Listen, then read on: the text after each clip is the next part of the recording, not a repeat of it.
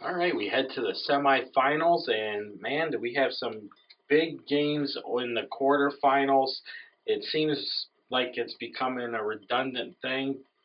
As we said in the second round, that there were some big games. The quarterfinals were some big games, some big surprises too. Obviously, the biggest surprise, Lena Winslow and Aurora Christian. We had been pumping that game all year long, obviously for the right reasons. Aurora Christian dropping into the 1A bracket after being in Class 2A last year, preliminary, or usually a Class 3A school. We had talked about it at the beginning of the season that we thought that Aurora Christian was a team that we could play with as a conference in general. And Lee and Winslow just took it to a whole different level. Yeah. Uh, I was down in Forreston, so I only had an opportunity to listen to that till halftime. And at that point, it was two-score game, I think, or whatever. 29-14. And that was right before Aurora Christian. Aurora Christian was knocking on the door.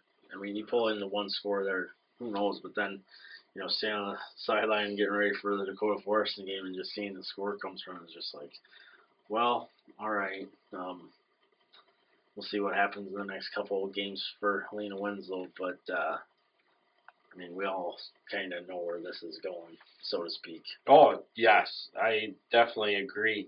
You take a look, too, EPC winning big 30-3 over Orion. That was a score that a lot was not expected on, as the Kemple boys just kept chugging along, and then Orion couldn't wrap them up to get it down. Yeah, I think we both picked Orion. Yes. It's just one of Sorry, EPC. We did pick against you. Obviously, you already knew that. Probably going to pick against you this week, too. But if that's what it takes to keep winning, then I'll do it. But that was just one of those games where, from an Orion standpoint, you get things to go wrong, and then it just kind of snowballs from there on out. Right. On the south side of 1A, big games there as Argenta-Oreana won big, as expected, 56-21. CPC took care of Triopia by almost the exact same score they beat them in the regular season. This time it was 38-14 rather than 38-7. In Class 2A, though, Maroa-Forsyth taking care of Tuscola 63-28. Kind of where I thought that would be, to be honest with you. Yes, I did too. I was hoping for a little bit more out of Tuscola, but they did beat them by almost the similar score that St. Teresa beat them by earlier in the season as well, which we'll get to that when we talk about that game. But St. Teresa pulled out a 27-14 game over Tri-Valley, another game that was a matchup in the regular season that they'd won. I think it was 26 or 27-21 in the regular season. So they right in line where it should have been. You're right. And then of course GCMS and Newman, the Falcons winning that game 27-12. A lot of people thought that Newman would be a title contender. Obviously, once again, for the third year in a row, they were a true title contender. Absolutely. And they showed every bit of it. They gave GCMS everything they could handle, but GCMS is just that tough. They're just on another level right now. Kind of like what Lena Winslow's doing in 1A. Right. Each one of these teams has an opportunity to lose, if you will, but I would have loved to have seen them in the same class. We could have had a great matchup. Well, it's one of those things that you take a look at, too.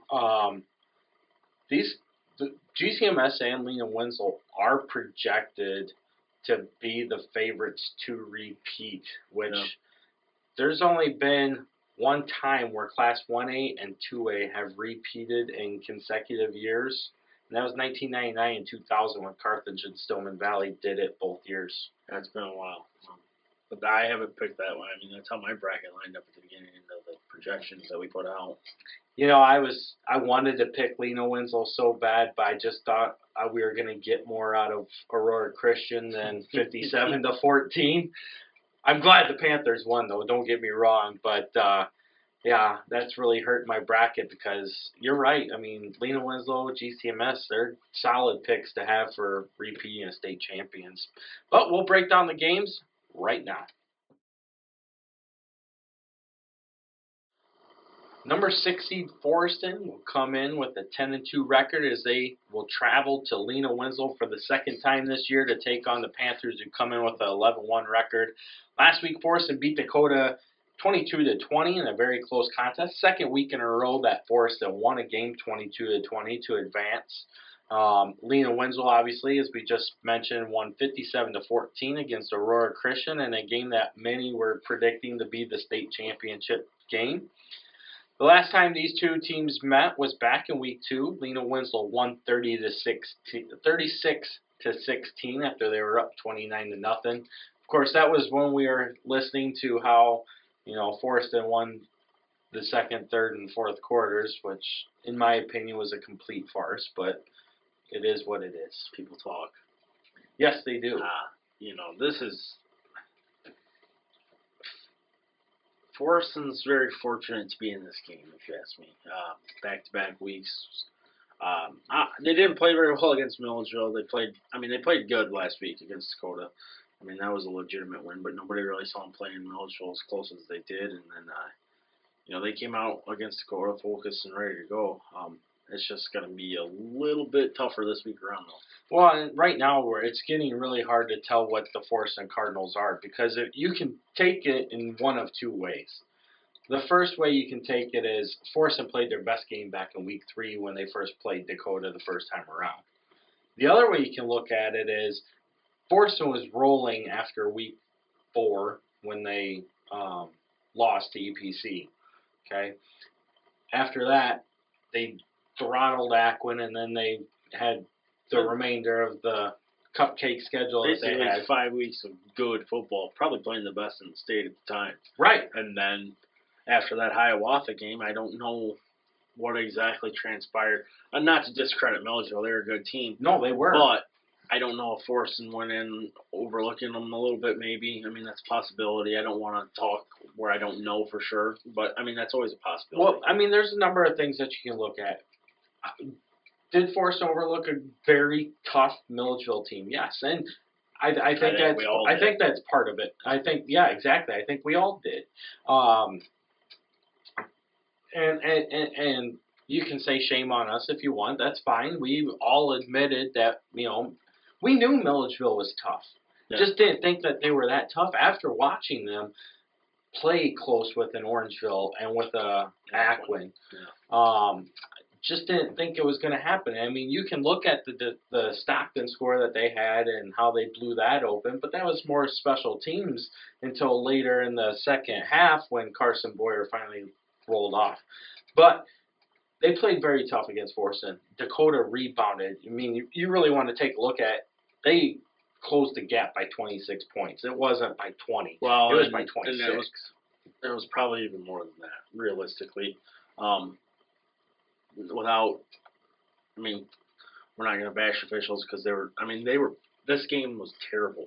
Right. For officiating, both sides. Well, that's where I was going. You can go back to that Forreston. Yeah, and it goes a week earlier, but Forreston's fortunate the way they were playing. Another 5 minutes, we're probably talking about a Dakota Lena Winslow game here because they were on the heels. Right.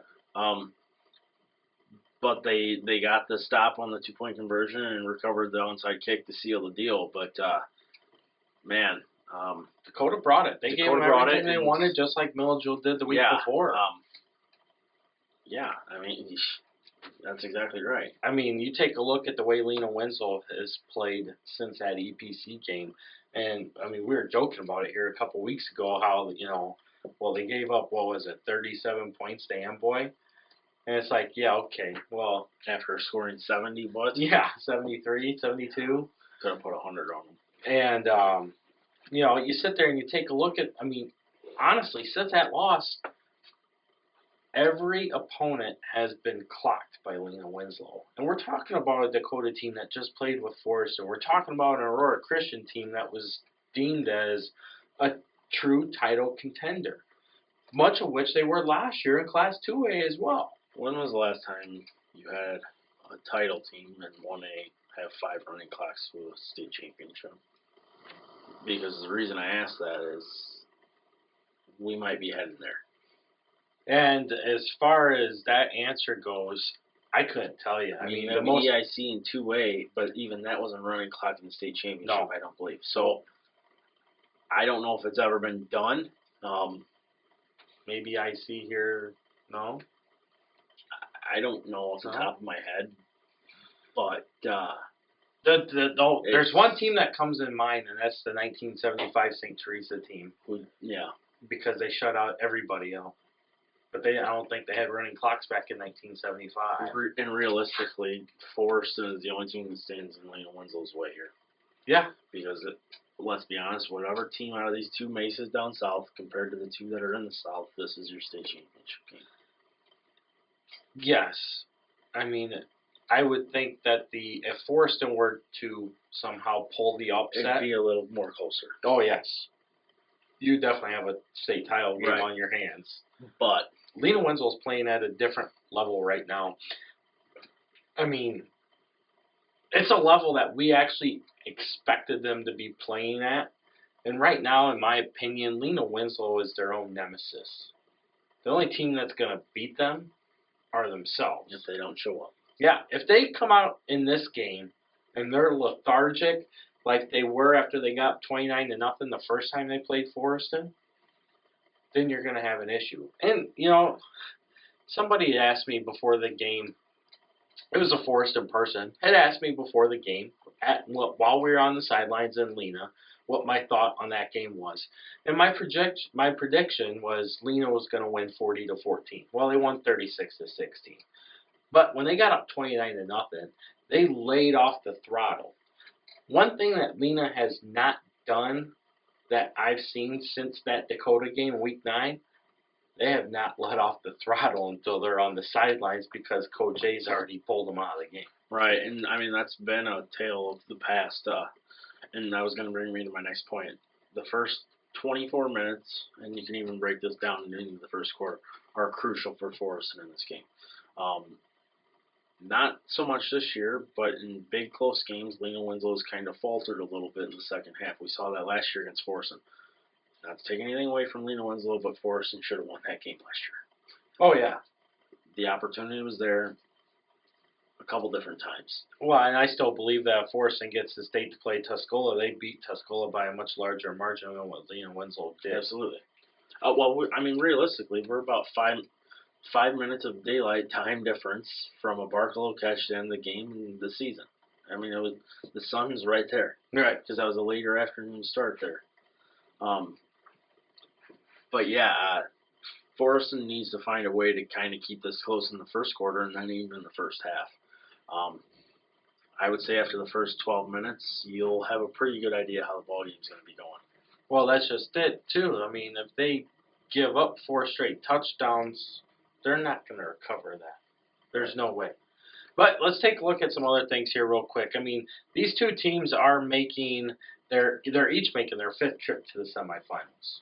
And for the second year in a row, these two teams are playing in the semifinals for the shot at state. It's also the 6th time these two teams have met in the playoffs, where Lena Winslow holds a 4-games-to-1 advantage in their previous 5 matchups. The closest that they have gotten to a running clock was just 2 years ago when Forreston won 44-7.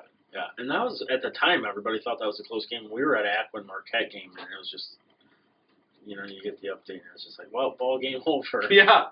But it was fast. Yeah. And furious.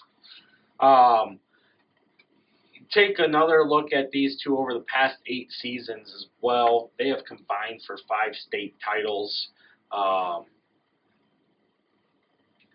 It's obviously their last 2 meetings, the state champion has come out of this game as well. So there's a lot of history here. Obviously more history than the teams in 1A South, as we'll break that down briefly. But there's a lot of history between these two teams, especially as of recent within this decade. Yeah. I mean, that's a lot jam-packed into the last how many years here.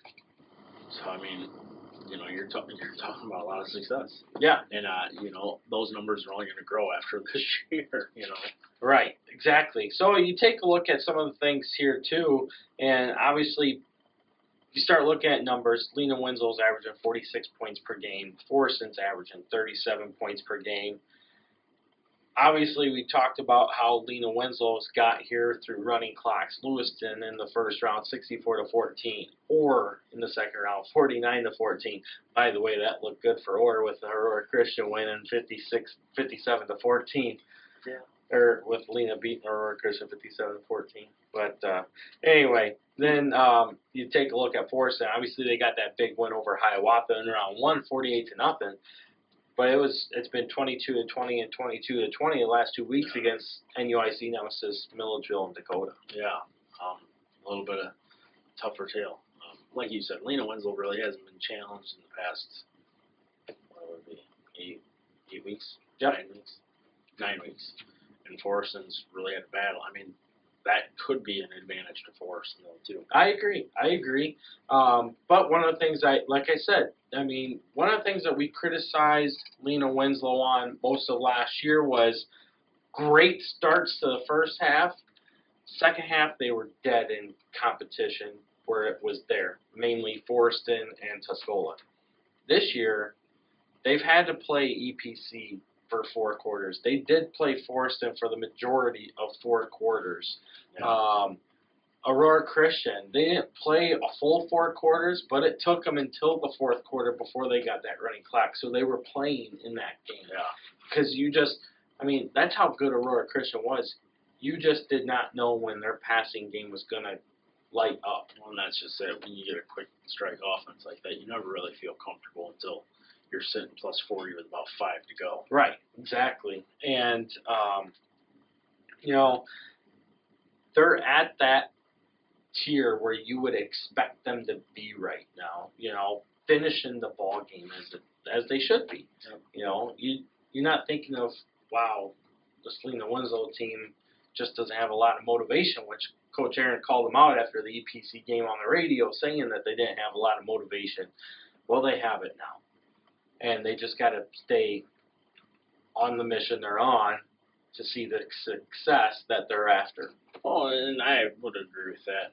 And you might think I'm crazy, and maybe a lot of people might think I'm crazy. And even after losing Valentine, all that they lost on that defensive side, I would even go out on a limb here to say they're somewhat better than they were last year. I mean, you put Bruce in the backfield, that's a whole different dynamic. It is. And it's a dynamic that we've talked about before, because when we started talking about last year at the beginning of the season, that was an idea that we had thought of, was Bruce in the backfield.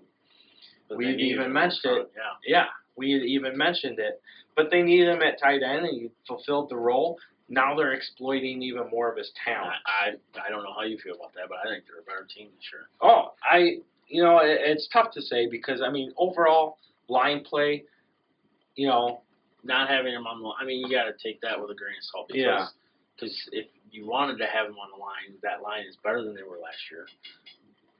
But where are they with him in the back? It's complex. It is. But, with their growth, I definitely think that they're more, I talked to you earlier this year, about the loss of Ravion. And I said that they're hurting more with him on defense than they are on offense. Yeah. And I think that's where they're at. And it's hard to say, well, we just lost the NUIC all-time leading rusher, and we're losing them. We're missing them more on defense than we are on offense. Right. Yeah. But that tells you the kind of player that Ralph was, too. Right. But, Lena Winslow, they're tough. They've always been tough. Rick Aaron has them at their best when it comes to playoff time, and right now they are playing at their best. Yeah. Really, that's the bottom line. And that's why I got to take Lena Winslow in this game, and I think it's going to be big. I like Lena Winslow. I like them big. One of the things that's never happened is a running clock between these two. If it were ever to happen, it's right now.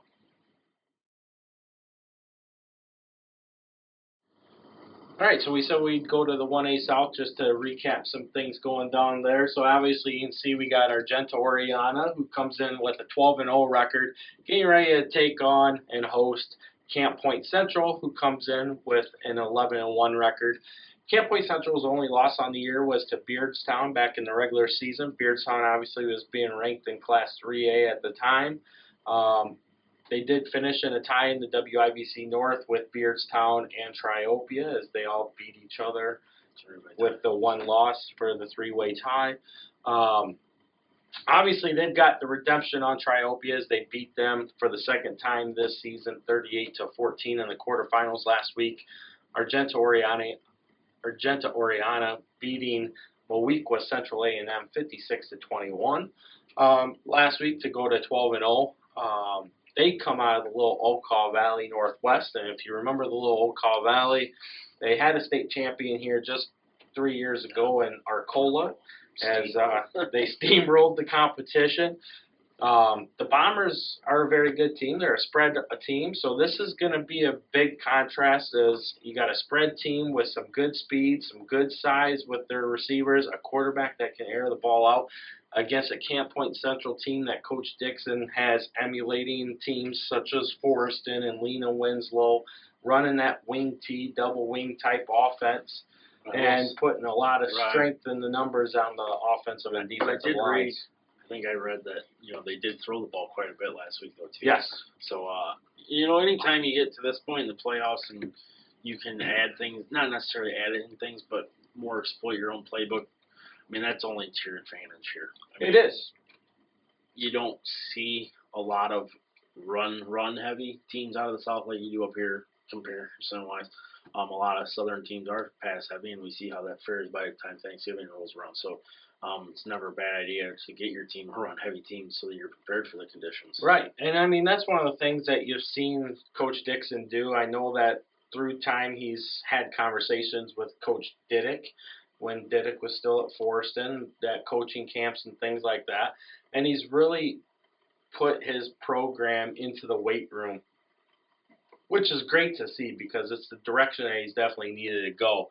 And he's done great things since he's been there already. The Bombers, on the other hand, they had a great record last year, but they came up short big time. And this year they haven't really played anybody. Well, that's just it. You take a look at their strength of schedule, and they have the 24th best strength of schedule out of the 32 teams in the playoffs. Yeah, and so you're right. They haven't played a whole lot. In fact, their best competition really came last week when they played Central A&M as they beat them 56-21. Or you can take a look at the game the week before in the second round when they beat Fisher 44-23. Maybe that's why you laughed at me when I ranked them so high at the beginning of the season. I think I was the only person who put them in my top 10. I think I even put them at 5. Well, it was the right pick, and you were like, what in the hell are you doing? I was like, just wait. You're going to see. Here we are. I even put them to You look like a genius. I know, right? Picked Fisher to lose the last week of the game. Yeah. Last week of the season.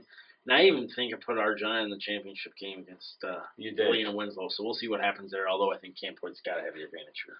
I think Camp Point's going to have the advantage, but Argenta will be playing at home. They have their new field turf, so they have the home. And from what I have heard, they are just the fastest team in the world. Yes, they got a couple guys running 4.4 speed that's faster than any of the NFL Combine of late. It's amazing. Oh gosh, that's going to be some speed down there. I'll tell you what, I can't wait to see it next weekend then. I know. If they get there. Yeah. So it'll be great. I mean, apparently we don't see speed up here in the northern parts of the sticks, but that's fine. I beg to differ. Anyhow, I like Camp Point in this game. You're changing tune. Oh, for bracket wise, I hope, because I'm still alive in 1A somehow. But yeah, Camp Point for sure. Yeah.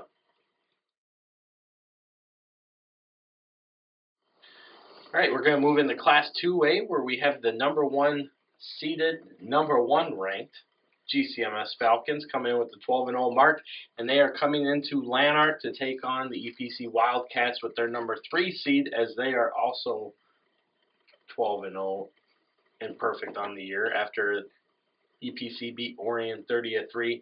GCMS beat Newman 27-12. This is the second time these two teams have met. Second time in a row, in fact. Last year they met in the first round where GCMS won 50-14 as they went on their way to their first state title in school history. Neither one of these teams has a strong playoff history as GCMS is only making their third trip to the state semifinals, but second in a row. And EPC is making their second trip to the state semifinals in the last 4 seasons. Yeah. Kind of a little green-handed a little bit here. But, I mean, what GCMS did last year, you still lose, your premier back and you're right back here again. I mean, Right. Strong team. It is. Strong team. And, I mean, you can even take a step further back, to that 2015 team that GCMS had lost to the state champs in the quarterfinals by 1 point. All right. So, I mean, they're on a nice little run here. Yeah, The they last are. 4 years. And the Heart of Illinois Conference really is, too. I mean, you take a look at the Heart of Illinois Conference, this is their 5th title appearance in the last 6 seasons. So that they got that going for them. However, if EPC were to win this game, they would make the 16th title appearance in 16 seasons for the NUIC, just to give you a little comparison there. Yeah, not to get too distracted here or off point, but, getting that email today and the response, you're going to have a 1A representative, possibly a 2A, and then most likely Byron's going to be there in 3A. That's a lot of good football in a 30-mile radius. Right. It speaks for itself. It makes it exciting as well, right. Obviously, because you get the entire area backing you up, and the only thing that could be better is if Newman were still in it, and it wasn't GCMS. But yeah. One of the things I really enjoyed last year. Right. Well, true. But I mean, one of the things I really enjoyed last year was when Coach Mike Allen came up to us after their presser, after they had just beat Maroa-Forsyth, and he said, "Hey, I hope my boys aren't giving you a whole lot of trouble." Yeah. That was a lot of fun. Come to find out they were watching or following everything we said about them all year. And, we gave them extra coverage when they took on West Carroll, what proved to be, outside of the title game, their biggest challenge of getting there. Right. Who would have thought that? Well, Forreston said the same thing the year before. Yeah. And even Coach Aaron said the same thing last year about West Carroll as far as preparation. I'm going to make a bold prediction here. Lena Winslow, Rick Aaron will not say that this year. No. I don't think that's going to prepare them for state this year, to be honest. Actually, we'll not to get too sidetracked here. I'll just drop a quick line here. The only thing that'll prepare Lena for state this year is just making sure their boys are hydrated in the running clock era. Yeah, right. All right, boys, go change and get on the bus. We'll finish up here. Anyway, obviously, these two teams have combined for 2 state titles over the past 4 seasons.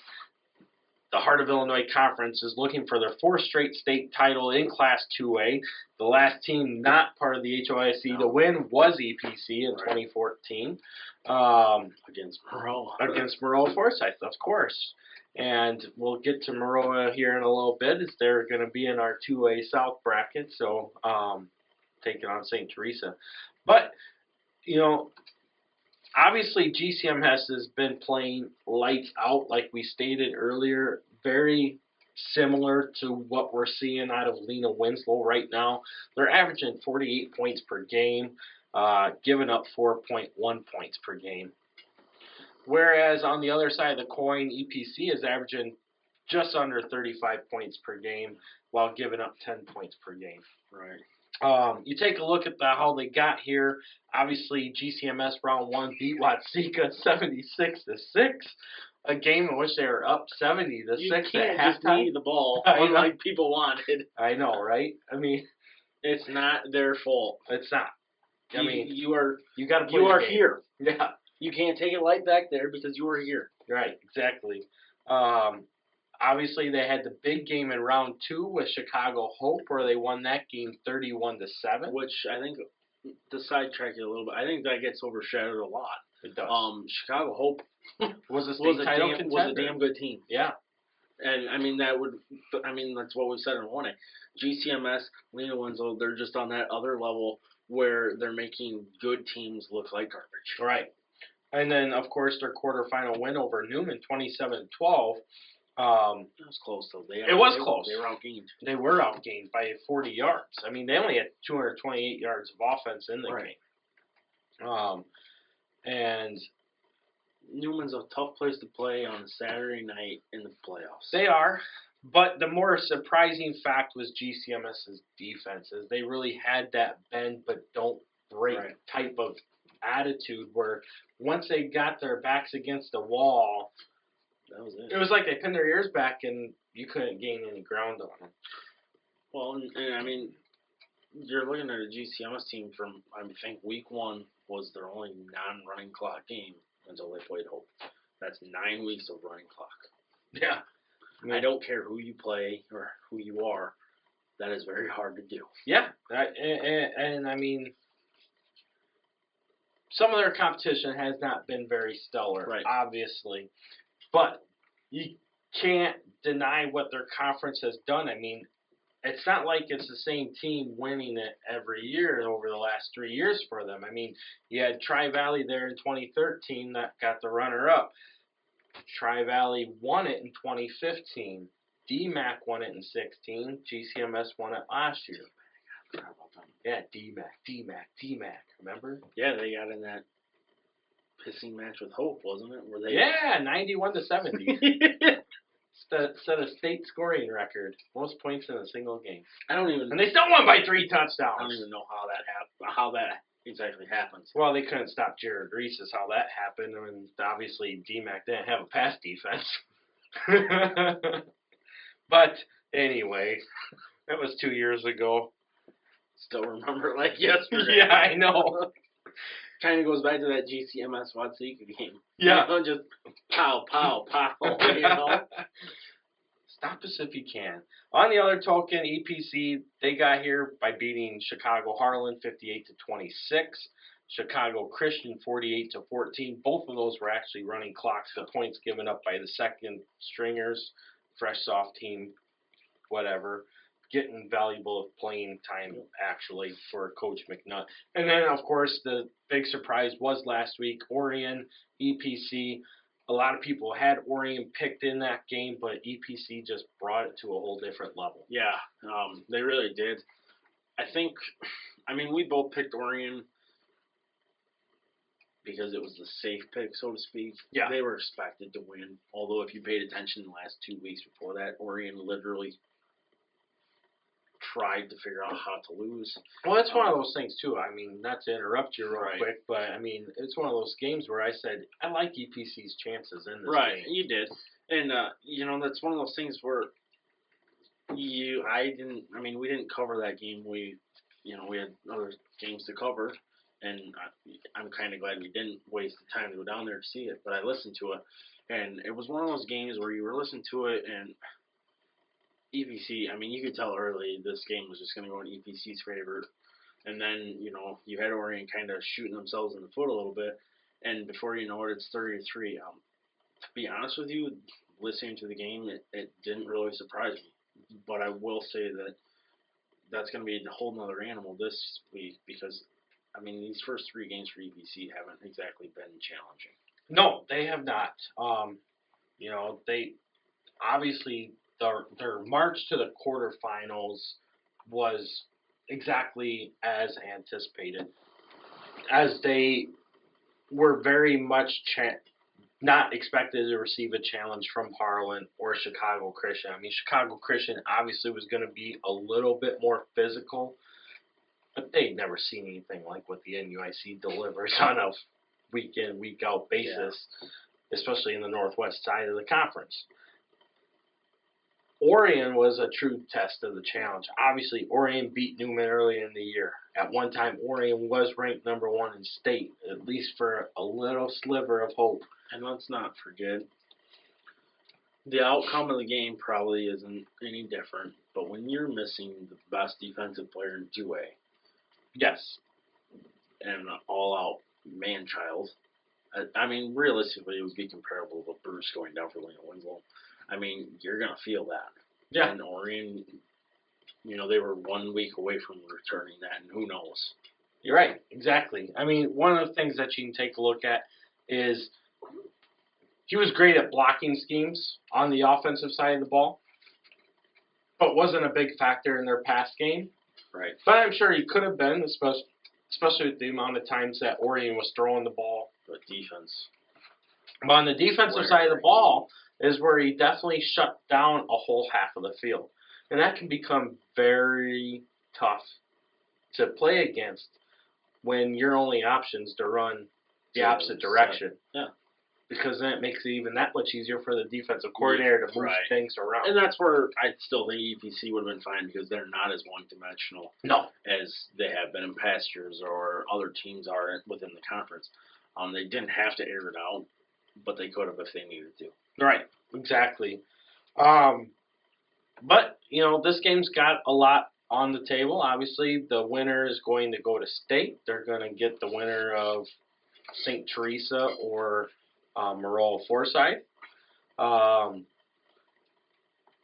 Obviously, EPC can't look at the 50-14 score that this game was last year. They need to. If they do, they're in trouble. Yes, but that's one of the things I've noticed out of this team this year. They don't. Mindset. Yeah, it's a different mindset. They don't hold on to the past. It's like, we're out to prove everybody wrong, and you see the signs as you drive through Pearl City and Lanark. Prove them wrong. Prove them wrong. I mean, is that us or is that everybody? I don't know. I think that's us. Either way, it's great. I like the mindset that they have. They could have easily said, "Oh crap, we're playing Lena Winslow," and folded, and they did. They came out and they brought it. Same with Forreston. They were expected to play Forreston in a very close game, and they just took it to them. The question I have is, not to be kind of mean here, but where are all the McNutt haters at now? Yeah. Right? You heard that at the beginning of the year between both. Wrong hire, blah, blah, blah. You're in the semifinals. Undefeated. In his first year. Took the last guy. Conference champions. Took the last guy's whole tenure to get there. Just throwing that out there. Yeah. Great hire. Great guy, great coach. Well, and different mindset. Kids need a different voice. You see that happening. Yeah. We could talk about a different team within the Northwest that might need a different voice. Right. But UPC got theirs, and here we are. Exactly. And, they're doing the right things. You knew that what McNutt was going to bring with that spread offense was going to help out what they had offensively. And it's not like he just runs spread. They still get lined up into the wishbone offense, the double wing offense. You see them in many different phases, and they're successful in a lot of different areas. It's like, what's that line in Wizard of Oz? We're not in Kansas no more. Well, McNutt's not in Warren no more. Right, exactly. He's got a team to play with, and obviously, no ill regard to Warren. He did great things at Warren, exactly the things that we saw that he was doing. He just didn't have the talent that he's got right now with EPC. I agree. But GCMS, big. Actually, I think this game's going to be closer than what people think, but I still like GCMS in it.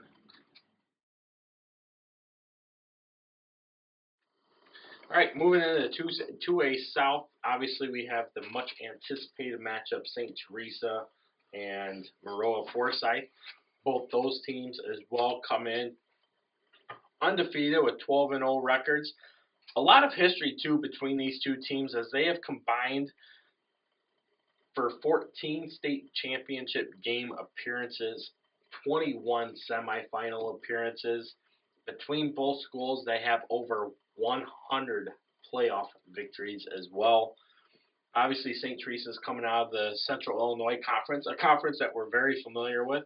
Obviously, having seen St. Teresa 2 years ago, having seen Tuscola last year, along with previous years down the road when Tuscola was in a different conference. It's a lot of bridesmaids dresses. There are. So you bring that part up, and 27 dresses, anybody? Maroa-Forsyth has won state titles in 2006 and 2012. They're runner-ups in 2009, 10, 14, 16, 17. And then you can take it even back further. 1981 and 83, they were also state runner-ups. You know what? St. Teresa, on the other hand, they won in 74, they won in 75, they won in 79, but then they lost in 86 and then 2016. And realistically, you don't like to get there and lose, but that's still a pretty good resume. Well, and you take a look at most of Maroa-Forsyth's losses, and most of them, they were in the game. Oh, yeah. I mean, even the whooping they took to EPC, they were still very much in that game. Yeah, that wasn't quite the blowout that it was. Right.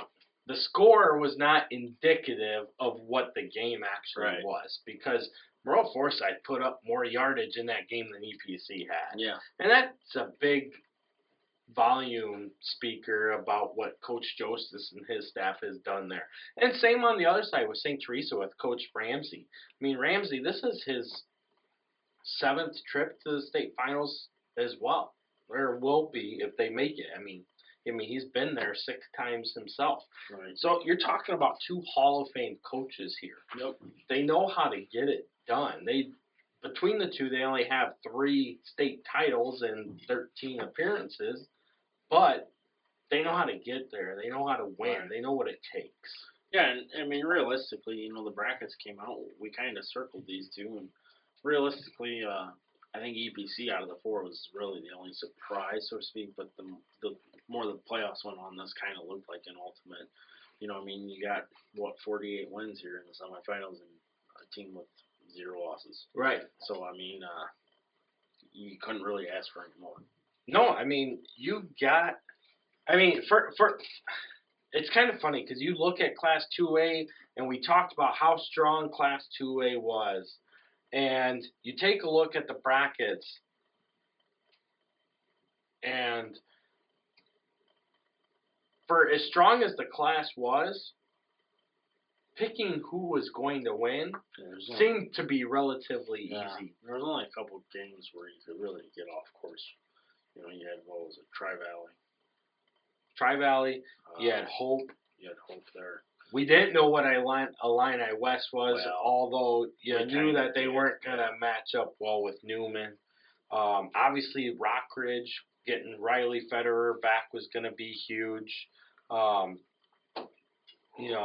The rest of it, though, yeah, I mean, St. Teresa Athens, I didn't expect 48-7 difference in that game. No, it kind of makes you wonder, but then they followed that up with a closer game against Tri-Valley, where you would put Athens ahead of Tri-Valley. So, I mean, it's just one of those things where any week, on any given day, you never know. These are still kids. Right, exactly. But it's definitely worked out great for a 2A championship matchup. Great semifinal games. Obviously, who do you like in this one? I'm going to stick with my bracket. I'm going to take St. Teresa on the legs of Jacardier. And as great of a talent as Jacardier is, and it would be awesome to see him at the turf. Again, oh, man. Coach Jostis has been to the turf 7 times since 2006. I think he's making number 8.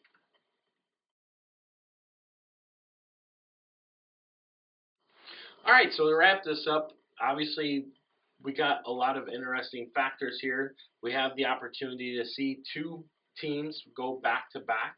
The only time it's ever happened was 1999 and 2000, Carthage and Stillman Valley in Class 1A, 2A. The last time a 1A team went back-to-back was Carthage, and the last time a 2A team went back-to-back, was it Stillman Valley? I think it was. No, there was another one in there. Aledo, 2001 and 2. Back-to-back in 3A.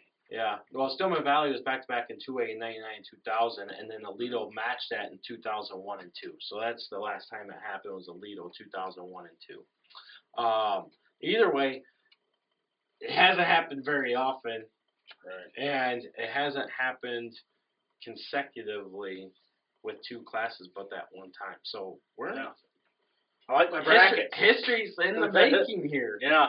History is in the making. Should be a couple good ones. Should be. Big ones, too. I mean, GCMS, obviously, you got the Ben Freehill, the kicker for GCMS, coming into Lanark. I mean, we were watching them pound balls That's off. gonna be the highlight of the pregame show, because we got the media printout from Lanark was yesterday, and parking lot's open at 10 a.m. for a 2:00 game.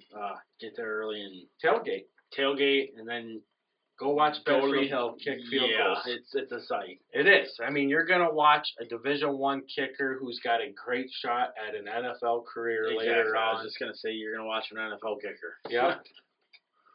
Seriously, get out and watch him. Get to the pregame to watch him, because you're not gonna have an opportunity to do it. Yeah. Unless you're going to watch major college football sometime in the near future. It's just insane. We saw him hitting balls off the Jordan Center. Yeah. Off the glass, almost going on the roof. But he's great, and he's a lot of fun to watch. He's actually the #1 ranked kicker and punter in the state of Illinois. He's nationally ranked in the top 10 in both categories as well. You're in for a treat watching this kid play. Yep. So big things there. Obviously, Lena Winslow-Forreston, it doesn't get much bigger here recently than Lena Winslow-Forreston. Get there early too. Yeah, that's gonna be packed. It's gonna be a packed game. I would assume. And if you're gonna leave for coaches, get to coaches early. Yeah. But might be one of those. I mean, you got the 1A and the 2A about 15 miles apart. You might be able to start out at 1A and catch the last half of 2A if you want. If things go according to plan. Right. But big weeks, or a big weekend ahead. All semifinal games should be decent, except, Lena Winslow-Forreston right now. Obviously, Lena Winslow playing at a much higher level than what Forreston's playing at. But the rest of them should be pretty close. But you got to show up, though. You definitely got to show up. Don't let that be lost. So, yeah. Because we saw that, and, if you like to make this reference, 99. Yeah.